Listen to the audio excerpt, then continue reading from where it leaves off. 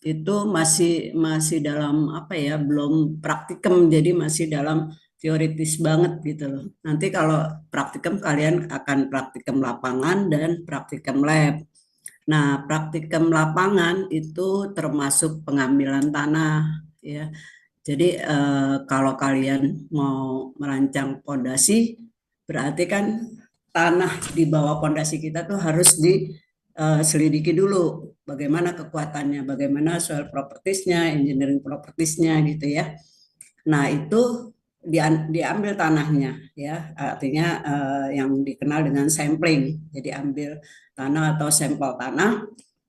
Nah itu bisa dilakukan dengan ada dua ya. Ini sementara kita di S1 kita hanya mengenal yang namanya SPT dan CPT ya. Kalau nanti advance misalnya ngambil dua di bidang geoteknik, ngambil S3 di bidang geoteknik, baru kita ada penyelidikan yang lebih advance. Tapi di S1 kita hanya mengenal nanti SPT dan CPT. Jadi boring dan sondir ya. Nah, itu dilakukan di lapangan. Nanti waktu kalian praktikum, kalian ke lapangan, jadi ada teknisi-teknisi yang melakukan SPT dan CPT. Jadi kalian harus memperhatikan, kemudian membuat videonya, kemudian mencatat ya data yang diperoleh itu apa aja.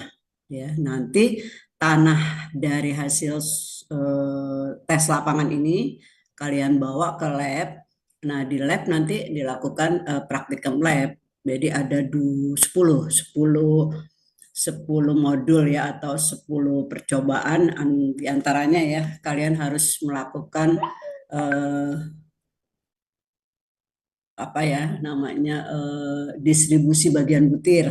Misalnya apakah tanahnya ada butiran, kita kembali ke Mektan ya. Ada butiran halus, kemudian yang kita kenal dengan clay, sill, kemudian sand, lebih besar lagi gravel atau kerikil ya kan. Itu kan kalian harus membuat apa grafik ya, grafik shift analysis itu ya, grand apa pembagian butir lah ya. Nah, itu apakah butiran kasarnya atau kerikilnya berapa persen, misalnya cuma 10%, kemudian pasirnya ternyata 80% ya, kemudian baru sill 10%, kemudian baru clay 10%. Nah, ini bisa diinterpretasikan bahwa tanah kita tuh tanah butir kasar didominasi oleh pasir, gitu kan? Nah, itu tanah yang kalian ambil dari lapangan itulah yang dites nanti ya. Nah, itu kita dari situ dapat apa? D10 ya kan, D30, kemudian D60. Dari situ kita bisa dapat CC kan. Nah, dari situ itu salah satu. Kemudian kalian juga harus menghitung dari tanah ini ya. Banyak ada percobaan-percobaan lain ya, ada Atterberg limits ya, kemudian nanti ada konsolidasi, kemudian ada apa untuk percobaan mekanik tuh ya. Jadi ada unconfined compression test ya, kemudian ada direction test. Direction test itu biasanya untuk tanah yang lebih berpasir, berbutir kasar lah ya, dari pasir ke kerikil. Nah, kalau tanah berbutir halus nanti dengan unconfined compression test ya. Itu semua kalian lakukan di lab ya. Nanti kalian harus membuat laporan. Ya, laporan dalam bentuk buku. Nah, itu ada nanti setelah selesai kalian dapat namanya surat ya, surat keterangan selesai praktikum. Nah, surat ini nanti akan diminta pada saat kalian mendaftarkan tugas akhir. Jadi istilahnya kalau tidak punya itu kalian tidak bisa melanjutkan tugas akhir. Jadi nanti kalau sudah selesai praktikum kemudian dapat surat keterangan itu, tolong disimpan baik-baik ya. Jadi satu file termasuk praktikum-praktikum yang lain nanti menjadi syarat pada saat kalian mengambil tugas akhir gitu ya. Jadi jangan sampai hilang. Kira-kira itu ya. Coba saya share. Kita coba sini ya.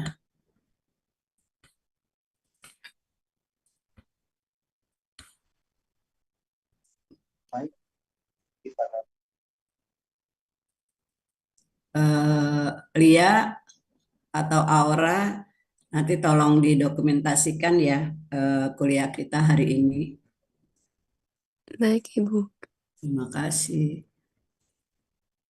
Insya Allah besok kita offline ya. Kita karena besok sudah mulai eh, apa ya merancang pondasi lah ya. Bagaimana caranya gitu. Kalau hari ini kita masih bisa, kemarin dan hari ini kita masih yang lalu kan kita introduction lah ya. Pondasi itu seperti apa, dinding penahan tanah seperti apa gitu ya. Kemudian hari ini kita mencoba mengetahui parameter-parameter apa aja sih yang diperlukan dan bagaimana cara memperolehnya. Nah, setelah ini kita dapat, kita baru besok mulai merancang ya. Oke, nah ini metode penyelidikan atau pengujian tanah ya. Jadi kalau kalian mau buat pondasi, kalian harus uji dulu tanahnya bagaimana kekuatannya ya, baru kalian bisa merencanakan pondasinya. Nah, penyelidikan itu ada dua macam ya, ada penyelidikan lapangan, kemudian ada penyelidikan atau pengujian lab. Nah, nanti kalau misalnya pengujian lapangan kita udah lakukan, kemudian pengujian lab kita udah lakukan. Nah, pada saat kita merancang fondasi, ternyata ada parameter-parameter yang eh, tidak ditemukan gitu ya, tidak selalu kita temukan. Jadi dalam nanti di apa setelah kalian lulus juga gitu. Jadi kita kan nanti kalau kita bagian apa merancang pondasinya lah gitu ya. Jadi kan nanti bangunan ada substructure dan upstructure. Jadi kalau struktur ngitungnya bagian atas, bagaimana baloknya, bagaimana kolomnya, berapa gitu ya, dindingnya dan seterusnya. Nah, kita di sini menghitung pondasinya, apakah dia pondasi dangkal, apakah dia pondasi dalam. Nah, itu kalau misalnya parameter-parameter untuk menghitungnya ada sebagian kita tidak temukan di hasil penyelidikan tanah ya dari itu biasanya dari konsultan khusus ya khusus soil test. Nah, itu harus kita pinter-pinter mengkorelasi empiris ya. Jadi data sondir dan boring ya. Jadi data sondir kemudian nanti data boring atau kita kenal nanti dengan NSPT. Kemudian itu kita dapat, tapi kalau kita belum sempurna dapatnya atau belum lengkap, kita harus korelasi antar parameter tanah. Nanti ada khusus bukunya yang mengkorelasikan parameter satu dengan yang lainnya. Ya, nanti kalau kalian sudah pengalaman itu apa ya? Jadi ke adjustnya tuh udah feelingnya tuh udah ngena aja. Jadi kalau tanahnya seperti ini, kemudian kita parameter misalnya kita nggak punya parameter C-nya atau V-nya. Biasanya tuh pada kedalaman yang cukup dalam itu kita nggak punya data itu. Tapi kalau kita udah pengalaman lama, kita bisa feeling, oh ini sekitar ini, sekitar ini, sekitar ini, gitu ya. Itu dengan sendirinya nanti kalian akan apa peroleh sendiri lah. Ya. Oke, ini kira-kira ya metode penyelidikan tanah. Kemudian nanti saya share ya ininya. Tadi belum sempat di share ininya materi hari ini. Nah, penyelidikan tanah lapangan tujuannya ya tentu kita harus mengetahui keadaan tanah dan stratifikasinya. Nah, ini stratifikasi ini seringkali dilupakan begitu aja ya. Padahal pada saat nanti kalian mengambil apa ya semester 6 atau 7 ya, perancangan bangunan sipil PBTS ya, PBS lah ya, bangunan sipil. Perancangan bangunan sipil nanti misalnya ada bangunan 7 lantai atau katakanlah paling sederhana ruko misalnya 3 lantai gitu ya. Nah, nanti dari KBK struktur dia merancang dulu strukturnya mau seperti apa. Maksudnya desain arsitekturnya kan udah dapet nih, ya. Misalnya bentuknya seperti apa, kemudian dari KBK struktur harus merancang kolomnya berapa besar ukurannya, kemudian pondasinya berapa, maaf, baloknya berapa, kemudian platnya berapa. Kalau plat lantai itu biasanya 13, 12, 13 senti lah ya. Itu harus dirancang, besinya diperlukan berapa, melintang maupun memanjang. Kemudian nanti baloknya juga tulangannya perlu berapa. Misalnya baloknya 30, 60. Nah, itu harus ada misalnya di atasnya tulangan atas ya ada tiga lima, katakanlah tiga ya, tiga tulangan, diameter berapa? Diameter 16 atau diameter 20 atau 25 ya. Yang jelas diameter yang kita dapatkan atau mudah didapatkan di pasaran. Jadi jangan misalnya diameter 11 itu kita tidak akan menemukan di pasaran. Jadi kalian harus menggunakan diameter atau ukuran tulangan yang ada di pasaran sehingga mudah dicari lah ya. Kemudian itu balok. Kolom juga begitu. Kita perlu berapa nih tulangannya? 6 atau 8 ya. Kemudian kolomnya mau berapa? Ukuran 40, 40 atau 40, 50. Itu semua urusannya KBK struktur. Nah, setelah KBK struktur berhasil ya istilahnya selesai merancang ukuran balok, ukuran kolom, ukuran plat, dan seterusnya. Nah, itu kan berarti ada beban atas ya, beban bangunan lah katakanlah. Nah, beban bangunan ini akan eh, diteruskan oleh pondasi ya. Jadi per kolom misalnya kolom tengah itu bebannya berapa gitu ya. Nah, itu akan dipikul oleh pondasi ya. Beban pinggir juga dinding-dinding pinggir ya, kolom-kolom pinggir, kolom-kolom pinggir segi 4 atau segi 4 panjang. Nah, itu akan dipikul oleh pondasi-pondasi ya. Nah, misalnya pondasinya pondasi dalam gitu ya, atau misalnya rumah 2 lantai tapi tanahnya bagus bisa pondasi dangkal. Nah, pondasi ini bagian kita yang merancang ya. Nah, untuk merancang pondasi ini kita harus punya data tanah ya. Jadi seperti ini untuk mengetahui keadaan tanah dan stratifikasinya. Nah, pada saat kalian PBS ya, mengambil mata kuliah PBS, kalian diminta nih stratifikasinya.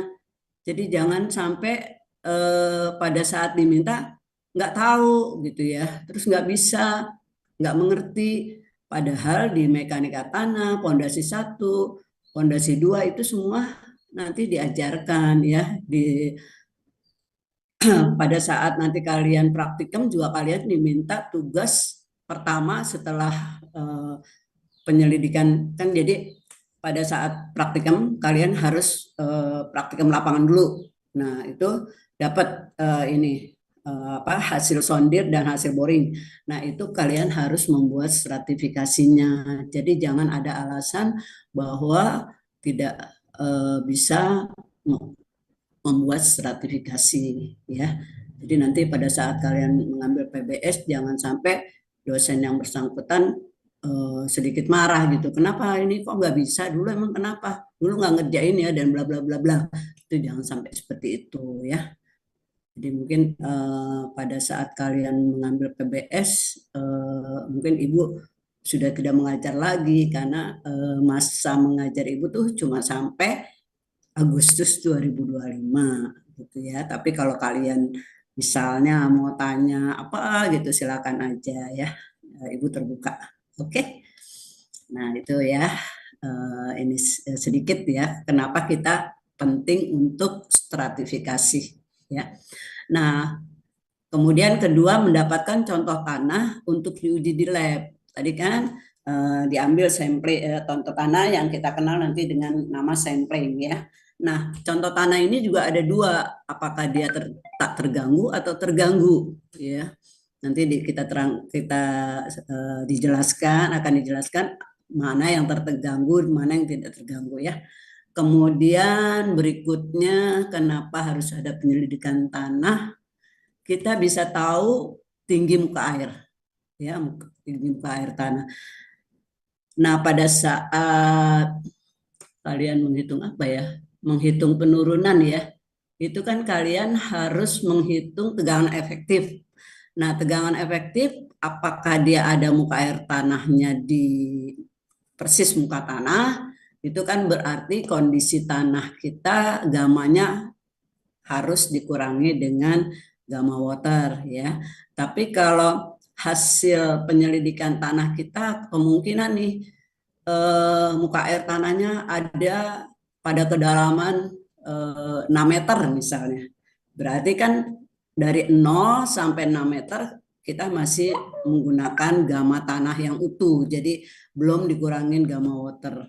Nah, setelah ada muka air tanah baru kita ke bawah ya dan seterusnya kita baru menghitungnya dengan menggunakan atau dengan mengurangi gamma water air yang kita kenal gamma aksen ya. Gamma aksen itu sama dengan gamma total dikurangin gamma water ya. Nah, gamma water tuh bisa kalau kita pakai satuan kilonewton per meter kubik berarti kita pakai gamma waternya 10 atau ada juga yang menggunakan 9,81. Tapi kalau kita menggunakan satuan ton per meter kubik kita biasanya menggunakan gamma waternya satu ton per meter kubik atau 0,981 ton per meter kubik ya. Jadi harus hati-hati dengan satuan. Nah, selain untuk mengetahui tinggi muka air tanah, kita juga mendapatkan properti tanah secara langsung ya. Jadi tanah eh, setelah dilakukan SPT gitu ya, itu kita bisa tahu tanah misalnya dari kedalaman pertama 0 ya, kita anggap sampai 2 meter itu mungkin warnanya abu ya, terus dengan parameternya sekian. Terus dari 2 meter ke 6 meter misalnya, dia udah mulai kecoklatan. Kemudian nanti dari 6 meter ke 15 meter, dia sudah agak kehitaman. Nah, itu propertinya. Jadi bisa kita lihat secara langsung ya. Kemudian tujuan uji in situ itu artinya uji lapangan ya. Oke, berikutnya kira-kira tujuannya seperti ini ya. Oke. Kemudian berikutnya tahapan ya. Pada saat kita penyelidikan tanah lapangan ya, kita punya tahapan misalnya dimulai dari infeksi lapangan ya, kemudian penyelidikan awal biasanya kita mulai dengan sondir dulu. Jadi kalau kita eh, melakukan sondir itu paling tidak 2/20 meter kita harus melakukan sondir ya.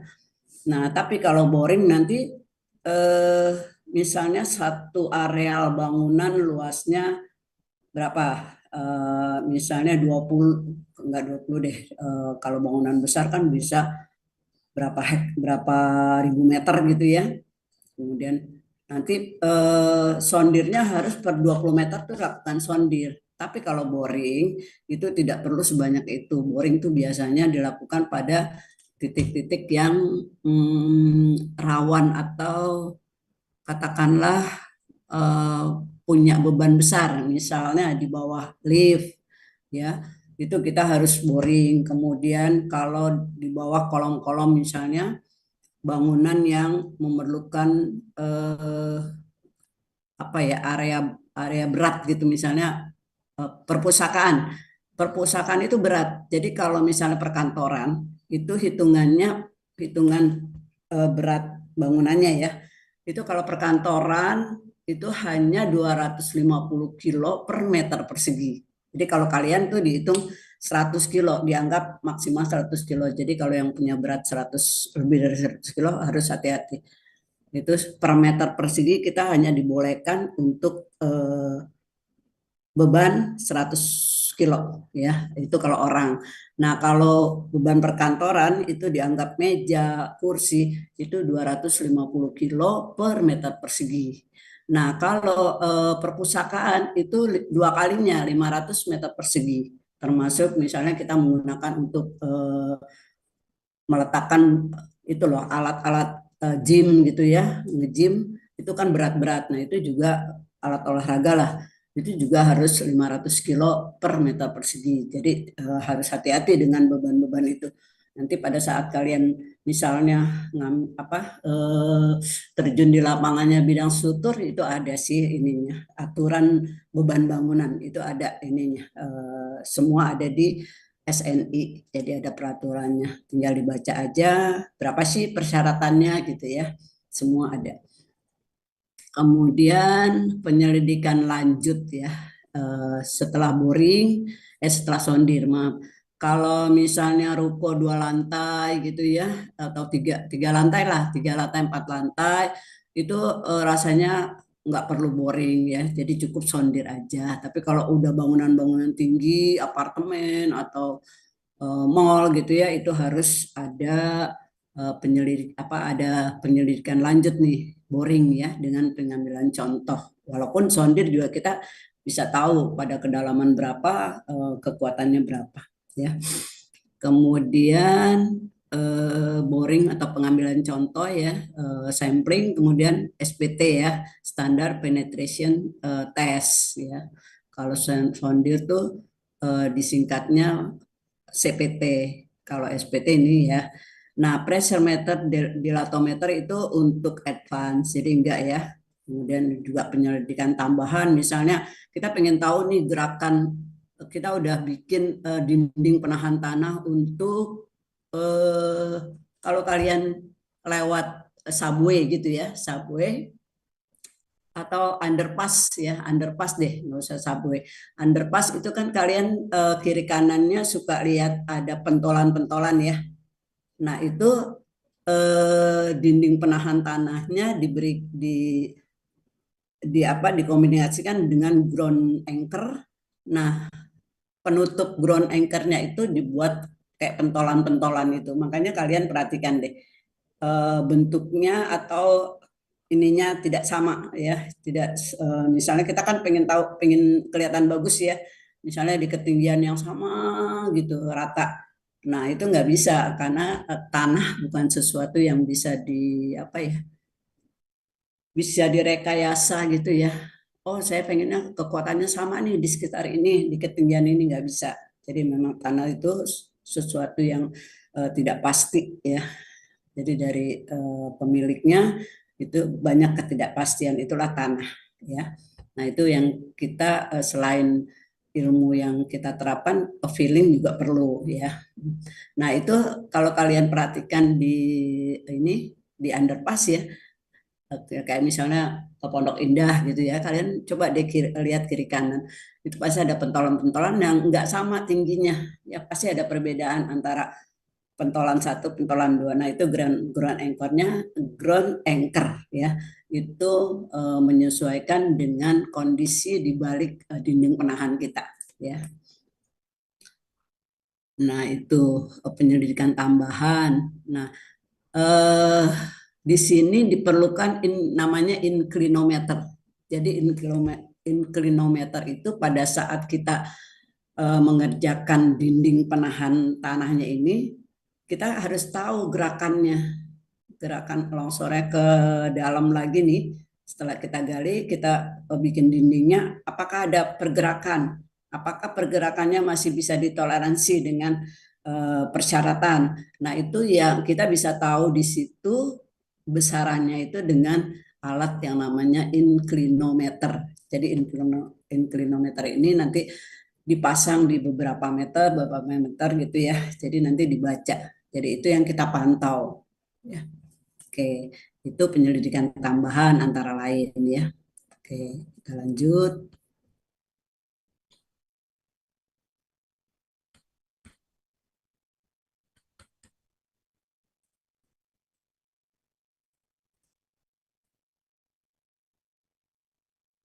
Kedalaman penyelidikan tanah ya. Nah, jadi kita di sini mengenal sondir dan boring atau CPT dan SPT aja dulu ya. Pondasi telapak atau lajur ya. Ini kan pondasi dangkal ya, telapak atau lajur. Nah, itu 3 kali lebar pondasi minimum 9 meter. Nah, itu kita harus selidiki ya. Kemudian kalau pondasi rakit itu 2 kali lebar pondasinya. Kemudian kalau pondasi tiang pancang 2 kali lebar tiang. Ya, itu harus kita selidiki. Kemudian pondasi tiang pancang, bisa aja pondasi rakit dikombinasikan dengan pondasi pancang. Nah, itu 2 kali lebar bangunan. Kemudian kalau dinding penahan tanah, ya, misalnya tadi untuk underpass itu 0,7 kali lebar galian, ya, atau 1 kali tinggi galian. Itu terbesar, itu udah harus diselidiki. Kemudian kalau timbunan tanah ini kapan? Kalau misalnya kalian apa ya, land clearing ya, membuat satu areal perumahan misalnya. Kan ada perumahan yang kepingin levelnya tuh sama, jadi konturnya tuh sama, nggak di, jadi konturnya di misalnya di sebelah sana ada bukit-bukit kecil, kemudian di sini ada lubang-lubang kayak bekas galian-galian gitu ya. Nah, itu biasanya ada pekerjaan namanya cut and fill. Jadi yang punya ketinggian kayak bukit-bukit kecil itu gundukan gitu ya, itu dipotong, di-cut ya. Kemudian nanti yang lubang-lubang atau bekas galian itu di fill atau diuruk ya. Nah, ini setelah pengurugan timbunannya ya, itu harus diselidiki juga ya. Itu berapa kapan sondirnya atau berapa luasan yang harus disondir atau diselidiki lah ya. Nah, itu 2 kali lebar timbunan. Kalau misalnya jalan juga kan ada jalan yang eh, jalan raya gitu ya. Itu kan ada, kalian suka lihat ditimbun dulu gitu ya, dibikin semacam timbunan kemudian eh, disebutnya embangan ya. Itu ada seperti apa ya, lereng kecil gitu ya, pendek gitu. Nah, itu kan hasil timbunan semua. Nah, lebar jalan misalnya berapa? Kalau anggaplah kalau lebar jalan utama itu kan harus muat 2 mobil minimal ya, 2 mobil.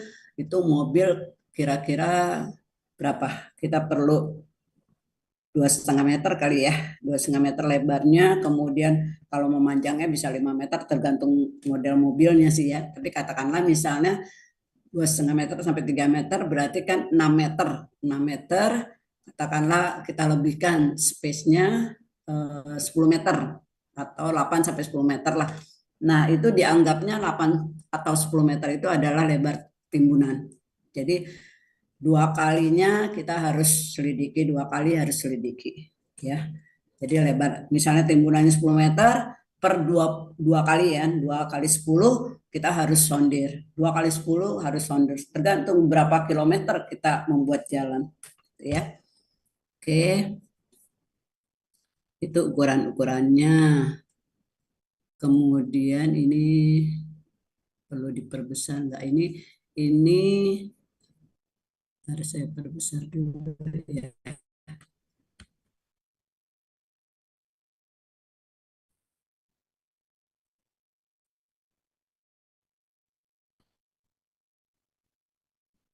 Kita berbentuk pondasi setempat plat gini ya. Nah, nanti akan terjadi anggapan pengembangannya seperti ini ya, pengembangan tanah yang setelah kita eh, taruh atau letakkan pondasi ya. Jadi akan seperti ini, ke kiri dan ke kanan. Nah, besarnya berapa ya, ini dari awal sampai sini kemungkinan tuh 2B dan seterusnya ya. Atau kalau pondasinya berbentuk tangki misalnya, nah ini akan seperti ini ya. Ini pondasi rakit atau eh, tangki besar misalnya ya. Atau misalnya kalau pondasi tiang, misalnya tiang tunggal. Nah, bentuknya seperti ini. Jadi mungkin grup tapi hanya 4 tiang misalnya ya satu pile cap ini. Nah ini pengembangannya seperti ini ya. Jadi saling eh, menekan tanah di sini, kemudian yang di sini juga menekan di sini ya. Kalau ininya lebar B, kemudian kalau pondasi berikutnya pondasi apa nih? Pondasi tiang, tapi pondasi rakit dikombinasi dengan pondasi tiang ya. Jadi pondasi rakitnya yang selebar ini, pile capnya tergantung luasan bangunan kita, kemudian per berapa meter dikasih tiang pancang lagi. Ya, berarti kondisi tanahnya buruk sekali. Udah pakai pondasi rakit, dipancang pula ya. Nah, itu harus eh, kita lihat hasil penyelidikan tanahnya seperti apa. Kemudian contoh-contoh ya. Nah, ini kalau dinding penahan ya.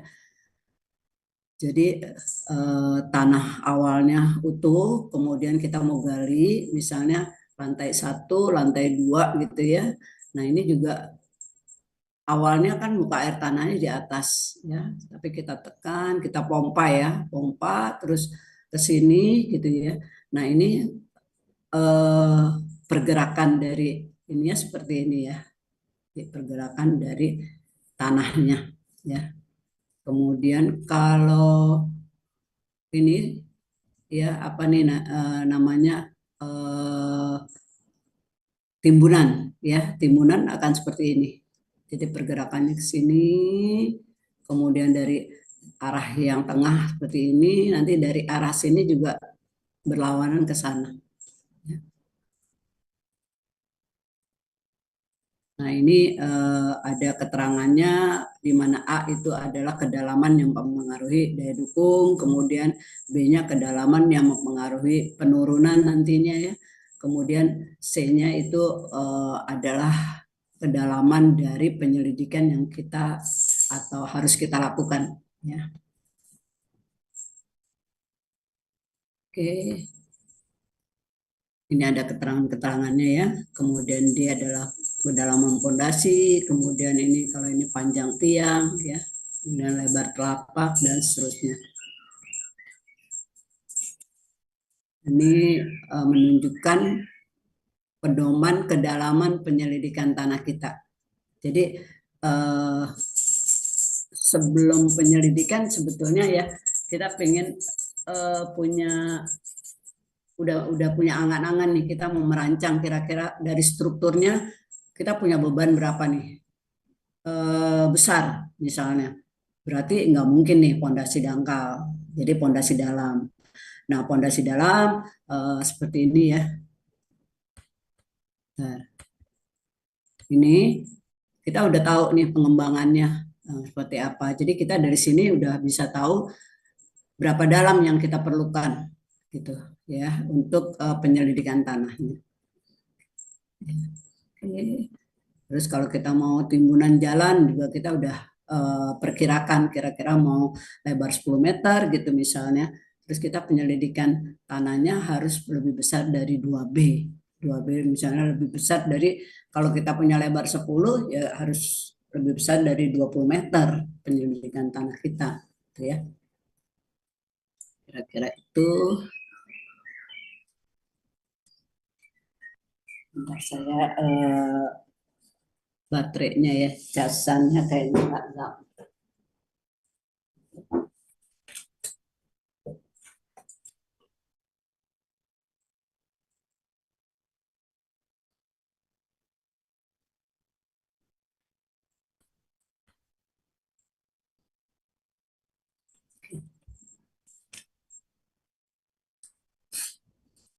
Oke, berikutnya kecilin lagi.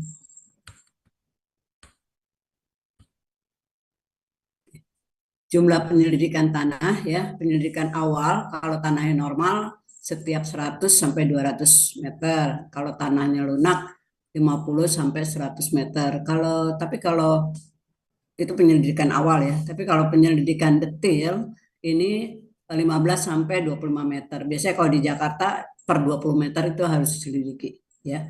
Kemudian kalau konstruksinya memanjang misalnya itu antara 25 sampai 50 meter itu harus diselidiki. Katakanlah misalnya per 30 meter kita sondir, itu ya. Pada posisi konstruksi yang berat dan penting, nah jumlah penyelidikan tanah harus ditambah. Jadi ada boring ya selain sondir. Oke.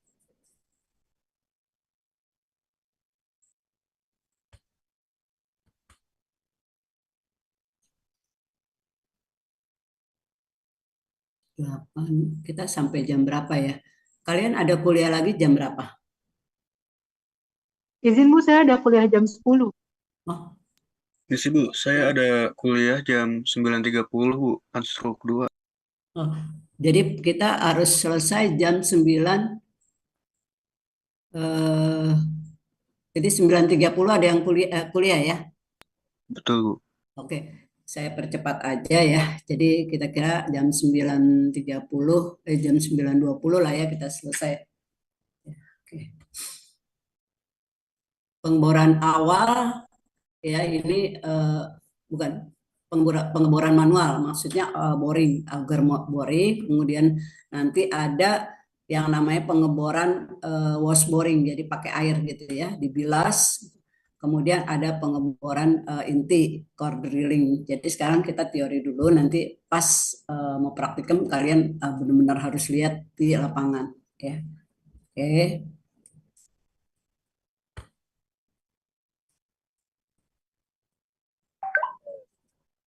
Ini pengeboran manual kita kenal dengan auger boring, itu dilakukan dengan cara menekan ya, menekan kemudian memutar alat bornya sampai masuk tanah dasar yang kita akan selidiki ya. Oke. Kemampuan terbatas hanya cocok untuk pondasi dangkal ya. Jadi boring tangan, pakai tangan gitu ya, nggak pakai mesin. Masukin ke eh, tanah yang akan menjadi dasar pondasi kita. Nah, itu cukup pakai tangan, itu auger boring. Tapi hanya untuk pondasi dangkal ya. Tidak sesuai digunakan untuk pengeboran di bawah muka air tanah ya. Sederhana dan di mudah dioperasikan dan gangguan terhadap tanah minimal ya. Oke. Terus pengeboran bilas, wash boring menggunakan mesin bor ini ya.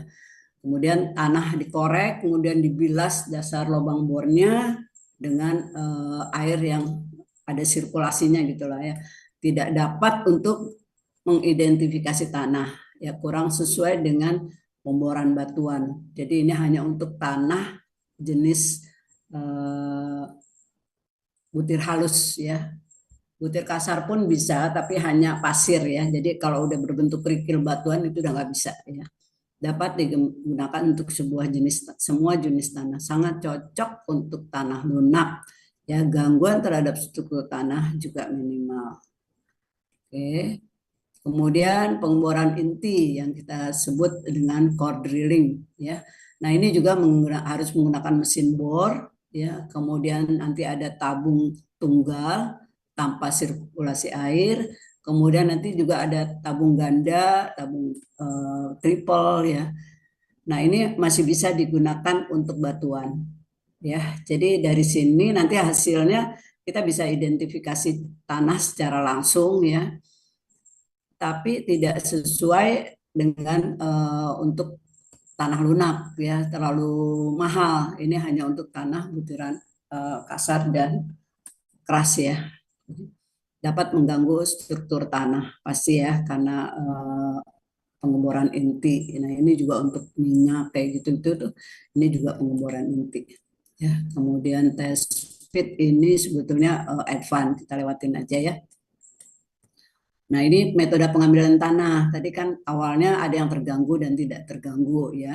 Kalau untuk contoh tanah terganggu undisturbed itu teknik pengambilannya tanah liat ya, apakah dia lempung atau sil lanau ya, sangat lunak, dari lunak ke sensitif. Jadi ada tabung tipis dengan piston. Ya, itu tanah tidak terganggu ya. Oke, kemudian nah ini bentuk pistonnya seperti ini ya. nanti bisa dibelah gitu ya, kemudian diambil tanahnya di sini. Nanti dari pengambilan tanah ini kita harus masukkan ke dalam tabung. Nah, tabung inilah yang kita bawa ke lab. Jadi benar-benar tidak terganggu. Oke. Ini juga alat-alatnya ya. Nanti dari sini nih kita bisa masukin ininya, tabungnya. Nah, tanah masuk ke dalam tabung ini nanti kita buka gitu ya. Baru kita masukkan ke dalam tabung khusus yang untuk alat atau untuk membawa ke lab lah gitu ya. Oke. Ini alat tabung contohnya ya. Kemudian ini masih tidak terganggu ya, undisturbed alatnya ya. Alatnya tuh tabung bulat dan tidak penyok ya. Ujung tabung juga kondisi baik. Bla bla bla. Ini sebenarnya syarat aja ya, syarat yang harus dipenuhi pada saat kita melakukan penyelidikan lapangan. Jadi ini lebih ke alat-alat yang akan apa ya, disiapkan oleh teknisi-teknisi ya dari lab atau dari apa, kantor soil testnya ya. Jadi kalau kalian lihat aja, kemudian baca aja persyaratannya seperti apa, kemudian nanti dicatat hasilnya ya. Kalian tidak melakukan apa secara langsung gitu ya, karena sudah ada teknisi-teknisinya melakukan. Kecuali kalau bor tangan ya, yang tadi yang cuma diputar pakai tangan bisa dicoba ya.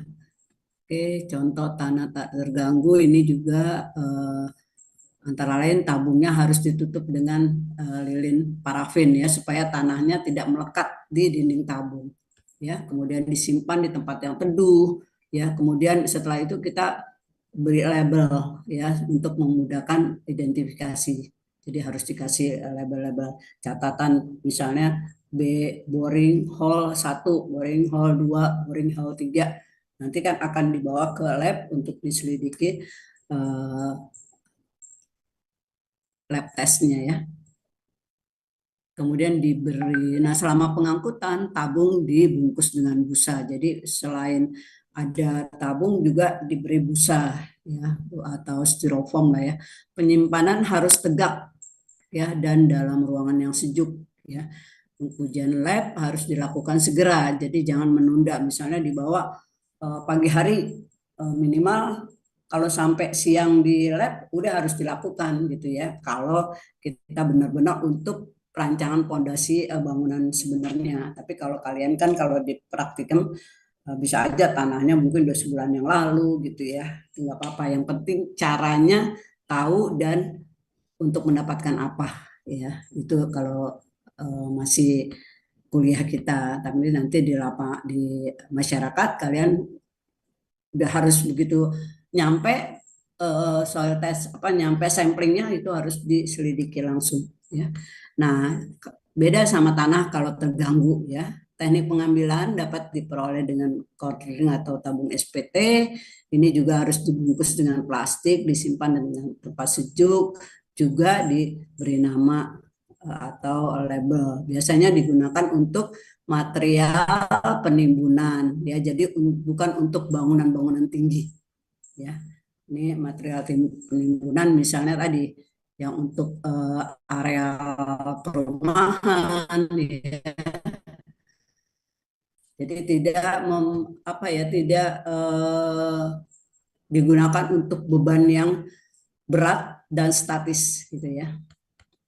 Oke, uji lapangan sederhana. Oh, ini uji lapangan in situ test ya, uji lapangan sederhana dan umum. Nah, ini SPT ya, CPT sondir, kemudian uji lapangan yang langsung memberikan sifat mekanis ya. Nah, tadi kan ada yang fisik ya, fisik. Kalau yang fisik dari sampling kita bawa ke lab, kita bisa tahu parameter-parameter tanah ya, fisik.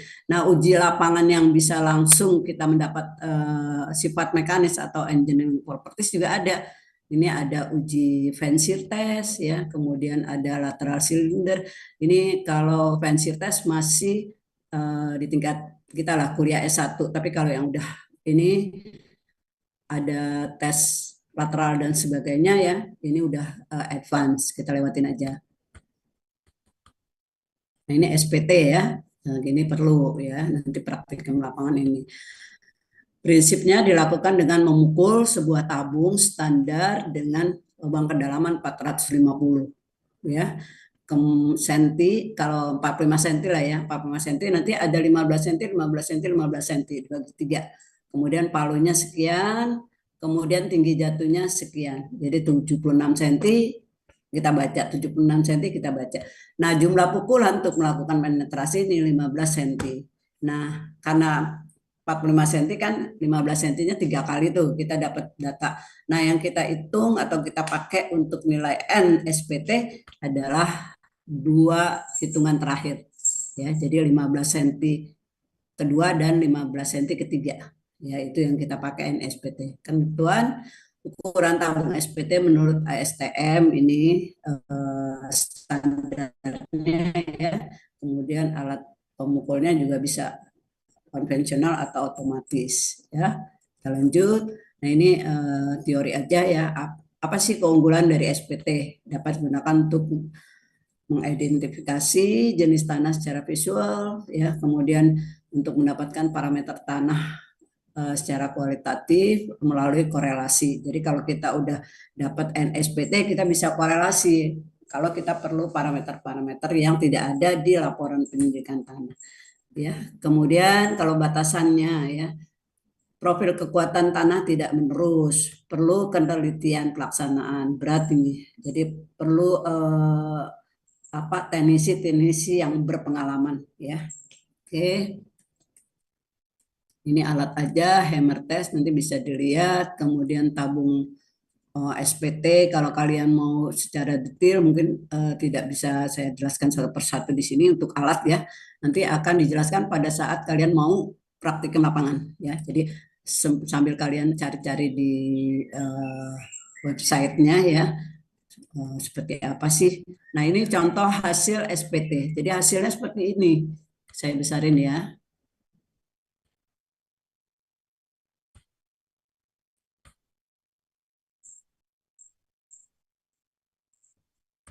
Nah, ini boring profile ya, boring profile. Nah, ini boring nomor misalnya borehole 02 gitu ya. Kemudian ini kita dapat elevasinya dia nggak ada catatan, kemudian ground water levelnya 0, berarti muka air tanahnya persis di muka tanah. Jadi cukup tanahnya apa ya, lunak banget gitu ya, karena mengandung air keseluruhan sampai bawah.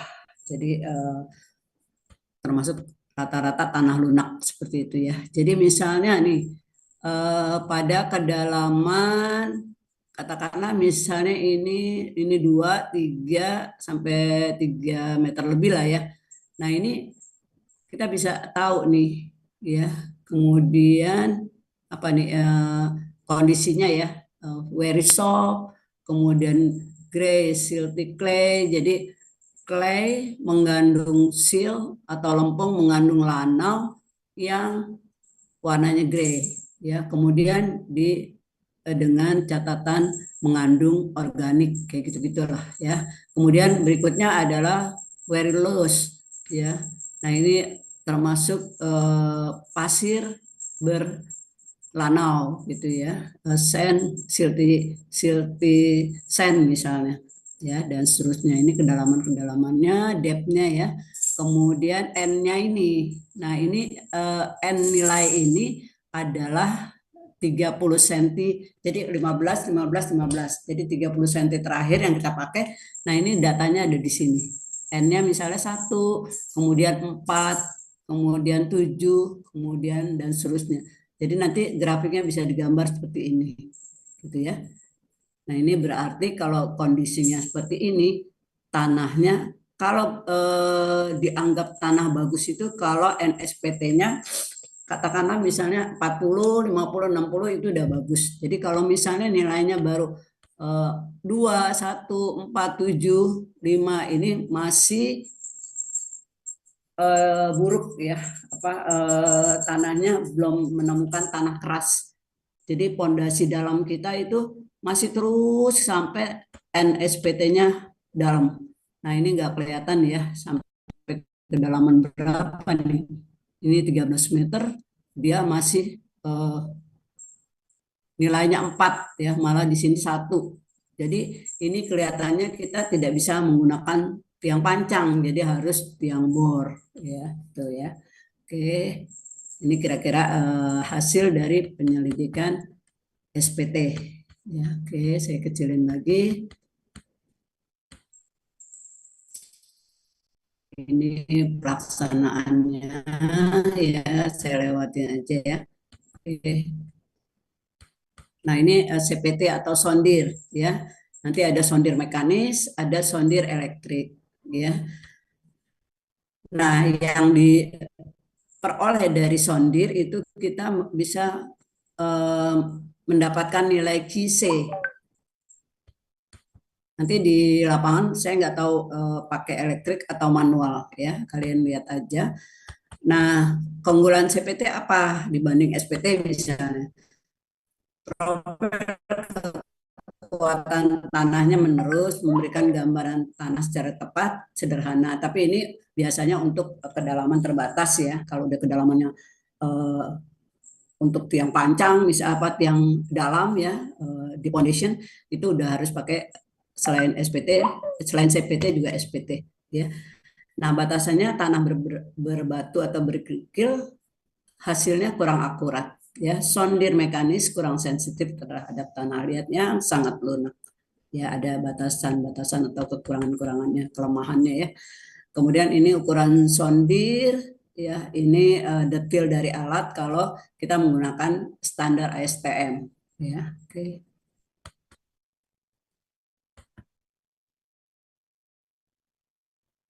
Ini yang elektronik ya. Nah, ini contoh hasil sondir. Kalau tadi kan hasil SPT, ya SPT itu ada kedalaman berapa, terus kita bisa tahu tanahnya apakah dia seal, apakah dia clay, apakah campuran ya. Nah, kalau di sondir kita nggak bisa lihat ya. Jadi kita hanya bisa tahu kedalaman kerasnya di berapa ya. Jadi kalau kita lihat grafik sondirnya ini, kedalaman kerasnya kisahnya kita ambil di kedalaman ini ya. Kisahnya kita baca berapa. Nah, itu kita masukkan ke dalam perhitungan fondasi kita. Ya. Oke. Nah, ini fancier test ya. Dari fancier test kita bisa mendapatkan kuat geser ya. Kuat geser tapi khusus tanah undrain. Undrain itu artinya tanah yang tidak mengalir. Kemarin kan waktu kuliah apa ya? Kuliah kita menghitung waktu apa? Waktu penurunan atau ya, VC itu ingat ya yang kita pakai Taylor atau root ya, derajat itu ya root. Nah itu kan kita menghitung CV ya. Nah dari situ kita ada lapisan tanah kan, ada lapisan tanah. Apakah dia mengalir ke atas atau mengalir ke bawah? Kalau tanah kita lempung, di atasnya lempung, berarti tidak bisa mengalir ke atas. Tapi kalau di atasnya pasir, di bawahnya pasir, tanah lempung kita bisa mengalir dua arah. Ya, itu yang namanya yang dimaksud dengan apakah tanah itu drain atau undrain. Ya, jadi kita di sini bisa langsung memperoleh kuat geser. Ya. Oke, berikutnya, nah ini alat fancier test juga nanti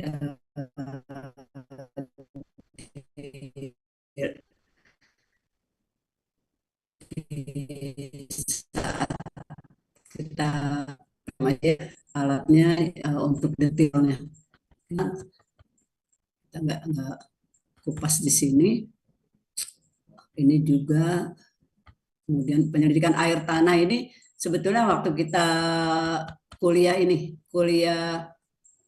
permeabilitas ya kan, permeabilitas kan ada yang di lab dan ada yang di lapangan, ya. Nah, salah satu gunanya di sini, ya, sifat rembesannya. Kenapa kita belajar perembesan dan air tanah? Ini piezometer juga untuk advance, nggak dikupas di sini, pumping test. Nah, ini pumping test juga termasuk waktu kita eh, itu ya, permeabilitas materinya, kemudian yang lapangan. Ini pumping test. Jadi ada sumur utama, kemudian kelilingnya kan dibikin sumur-sumur kecil. Nah, dari sumur-sumur kecil kita bisa tahu berapa sih yang harus dikeluarkan di pumping test, di pompa airnya supaya eh, muka air tanahnya tuh turun gitu ya. Kita kan perlu, misalnya kita mau membuat apa, basement 2 lantai, sedangkan muka air tanahnya ada di level muka tanah, itu kan harus kita turunkan. Nah, itu harus kita pompa dengan cara pumping test ya. Dengan ini harinya nanti terakhirnya kita dapat nilai koefisien kerembesan. Oke, nah tadi udah pengujian lapangan ya, udah selesai kita anggap. Kemudian pengujian lab. Oke, kita tinggal 4 halaman lagi bisa ya, sampai 20 menit. Nah, pengujian lab itu ada, sebetulnya ada 2 ya, yang tadi soil properties dan engineering properties. Tapi di sini kita coba indeks tanah atau fisik ya. Itu kita nanti akan memperoleh gamma ya, berat volume, kemudian kadar air atau kecil, kemudian kadar pori ya, kemudian eh, gravity ya, gravity tanah, soil gravity ini apa, GS ya. Kemudian yang nanti pakai pyknometer ya. Kemudian pengukuran volume dan berat ini saringan, kemudian atau Berkeley limits ya, dengan tuh apa, nama-nama ujinya ya. Kemudian kalau kita mau tahu kuat geser tanah ya, engineering properties, ini kita dapat nilai C, kohesi, dan sudut geser tanah ya. Nah, itu kita nanti percobaannya ada triaxial test, kemudian ada direct shear test, kemudian ada confined compression test ya. Kemudian kompresibilitas ya, ini biasanya kita mau apa? Mau menghitung penurunan kan kita harus punya nilai CC kan, CC. Kemudian untuk tahu berapa sih lama penurunannya sampai dia benar-benar settle, kita harus tahu CV-nya. Ini nanti tesnya adalah tes konsolidasi. Ya. Kemudian, nah ini tadi di lab yang permeabilitas ya, yang kita udah pelajari semua ini, cuman kita belum praktikin ya, permeabilitasnya sendiri ya. Tingginya apakah dia konstan, apakah kita pakai polanya atau nah, ini korelasi empiris. Jadi kalau kalian udah mau merancang fondasi, kemudian ada parameter-parameter yang tidak ditemukan. Nah, ini kita harus korelasi. Misalnya, kita cuma punya data NSPT, ya, data lain nggak punya. Nah, data NSPT bisa di ini nih, apakah dia 0 sampai 4, 4 sampai 10, 10 sampai 30, 30 sampai 50, atau lebih besar dari 50. Nah, ini kalau udah lebih besar dari 50, kita baru aman untuk memancang tanah apa, tiang sedalam itu ya, jadi sangat padat, very dense ya. Nah, ini nilai-nilai dari NSPT-nya sekian, kita bisa tahu kepadatan relatif density-nya. Jadi kalau 0 sampai 4 itu sangat lepas ya, very loose. Jadi SPT ini memang untuk tanah berbutir kasar ya. Kalau sondir lebih cocok untuk tanah berbutir halus ya. Makanya ini nilainya dari N ini kita bisa sangat lepas. Ini biasanya kan untuk kata-kata ini ya, atau identifikasi ini biasanya untuk pasir ya. Terus pasirnya lepas banget gitu ya, loose. Kemudian dia medium, kemudian udah mulai padat, dense. kemudian sangat padat, very dense. Nah, ini baru kita aman di sini untuk meletakkan fondasi kita ya, kedalaman. Kemudian kalau tanah lempung ya, tanah lempung bisa aja kita NSPT-nya kan tanah, kita nggak tahu apakah dia tanah keras atau tanah halus. Yang penting kita melakukan SPT di situ ya, boring di situ untuk beban-beban berat. Nah, ternyata tanahnya lempung atau lanau, jadi tanah berbutir halus. Nah, NSPT-nya kita dapat sekian-sekian ini. Ya, jadi kalau misalnya 0 sampai 2 itu bisa dikatakan konsistensinya atau kekerasannya itu sangat lunak, ya, very soft. Nah, sebaliknya kalau udah lebih besar dari 30 itu keras sekali, yang kita sebut hard. Ya, ini identifikasi untuk tanah butir halus, kalau yang ini untuk tanah butir kasar.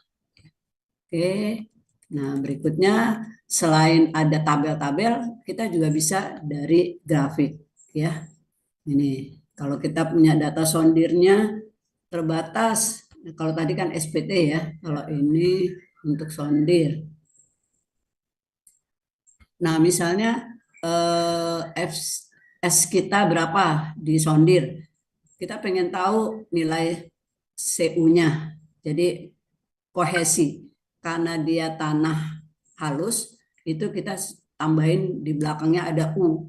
U itu jadi CU ya, itu menandakan bahwa dia tanah butir halus, artinya undrained. U ini singkatan dari undrained, jadi tidak bisa mengalir. Beda sama pasir, kalau kita tuangkan air atau kayak di pantai, dia langsung berpindah airnya merembes gitu ya. Nah itu berarti tanah atau drain ya. Jadi permeabilitasnya tinggi, itu drain. Kalau undrain itu permeabilitasnya rendah, ya itu bedanya. Jadi kalau ada kata U, kalau C aja itu biasanya tanah butir kasar, tapi kalau ada CU, U-nya itu singkatan dari undrain atau tanda dari tanah itu tidak bisa drain ya, tidak mempunyai permeabilitas atau permeabilitasnya rendah. Jadi kita bisa baca nih, misalnya FC kita berapa? 160 kilo Pascal. Nah, kita CU-nya bisa tahu, kita tarik sampai sini, kita baca sini. Tegak lurus ke bawah, kira-kira kalau ini 160, ini 80, setengahnya itu kan berapa? 80 berarti 160 ya ini ya. Kalau tengah-tengahnya kira-kira 100 lah ya. Ini mungkin 120. Ini kita baca ya, kita baca. 60 sampai 80 sampai 60-nya kita bagi-bagi aja. Ya. Oke.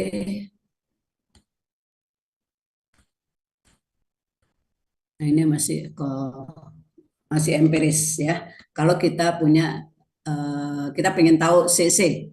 Nah, CC itu biasanya 0,009 LL minus 10 LL apa? Masih ingat kan liquid limit kita? Waterberg limit itu. Ya, kita dapat PL, LL ya kan? Nah, ini di sini kita masukkan. Kemudian kita pengen tahu kohesinya, tapi kita cuma punya percobaan dari unconfined compression test. Nah, percobaan unconfined compression test itu kita dapat QU. Jadi C-nya itu QU per 2. Ya, atau kita bisa dapat C dari 19 minus 23 CBR. C dalam kilonewton per meter persegi. Di Mektan terakhir itu kan ada ya percobaan kompaksi terus CBR. Nah, ini nilai CBR di sini kita bisa pakai. Kita pengen tahu nilai C-nya berapa sih tanah tersebut. Nah, kalau kita punya data CBR kita bisa pakai di sini. 19 sampai 23 kali CBR. Ini seterusnya kita masih ada satu halaman lagi. Oke. Nah, ini tugas kelompok, tapi saya ini dulu ya. Saya edit dulu. Jadi dikumpulkannya pada saat menjelang UTS ya. Nanti kalian buat clipping aja kok, mengenai korelasi propertis tanah dari misalnya kita punya NSPT, kemudian dari sondir kita punya KICE, terus atau dari propertis tanah lain ya. Nanti saya ini aja. Ini nggak boleh nih, hasil fotokopi nggak boleh ya. Jadi kita jangan fotokopi ya. Jadi kalau misalnya kalian nemu di buku apa gitu ya, kalian ini aja screenshot kemudian atau pakai itu ya, pakai apa? Aplikasi yang lain. Jadi jangan fotokopi ya. Terus di clippingnya juga nggak usah hard copy ya, jadi jangan di print gitu, nggak usah. Jadi nanti dikumpulkannya dalam Google Drive gitu ya. Jadi semua udah soft copy aja. Kita paperless aja ya. Oke. Kemudian satu kelompok nanti bisa ditentukan tergantung kita sekelas berapa, ada 15 misalnya. Ya udah kita bagi 5 ya. Jadi setiap kelompok 3-3 gitu ya. Jadi kita bikin simplifikasi aja deh. Ya. Oke, sudah 45 halaman slide kita. Oke, ya nanti dipelajari aja. Nanti saya